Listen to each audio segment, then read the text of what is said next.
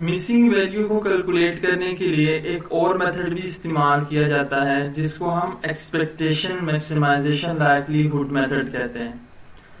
तो एनालाइज पे आना है और यहाँ पे मिसिंग वैल्यू एनालिसिस के ऊपर क्लिक करना है, तो ये डायलॉग बॉक्स ओपन हो जाएगा। अब यहाँ पे वो आइटम्स जो कि जिसमें मिसिंग वैल्यूज है उसको आपने क्वांटिटेटिव वेरिएबल के बॉक्स में इंसर्ट करना है। तो FK4, FS3 और IS1 ये आइटम है जिसमें मिसिंग वैल्यू है। पैटर्न्स डिस्क्रिप्टिव इसको आपने एज इट इज रहने देना है। एस्टिमेशन में EM को सेलेक्ट करना है और यहाँ पे EM में आपने जो फाइल है, ठीक है, इसको नॉर्मल रहने देना है डिस्ट्रीब्यूशन को, और सेव कंप्लीट डेटा एक फाइल का नाम रख लें।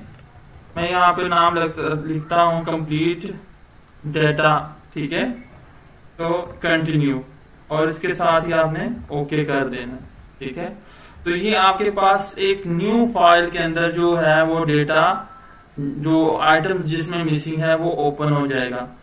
तो यहाँ पे आप देख सकते हैं ये न्यू फाइल के अंदर है। जब आप EM मेथड के थ्रू मिसिंग वैल्यू को कैलकुलेट करते हैं तो हम इन जो वेरिएबल्स आइटम्स है इनका डेटा हम यहां से कॉपी करेंगे और हम मेन फाइल में जाके इसको पेस्ट करेंगे। यहाँ पे हम पेस्ट करते हैं, ठीक है। तो ये हमारे पास आ गया।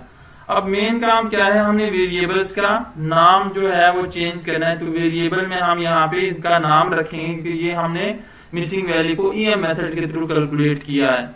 तो यहाँ पे हम लिखते हैं FK4 EM, ठीक है।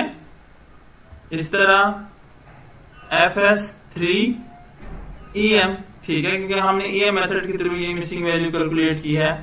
और यहाँ पे IS1 EM, ठीक है। तो आप यहाँ पे देख सकते हैं कि अब ये जो डेटा होगा ये हम इसको नेक्स्ट जो है अपने रिसर्च या जो डेटा एनालिसिस के लिए इसको यूज करेंगे।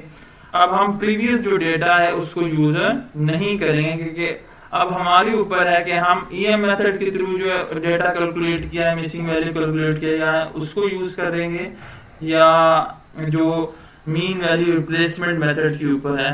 तो ये डिपेंड करता है आपके रिसर्च टेक्निक्स के ऊपर और आपकी डेटा के ऊपर।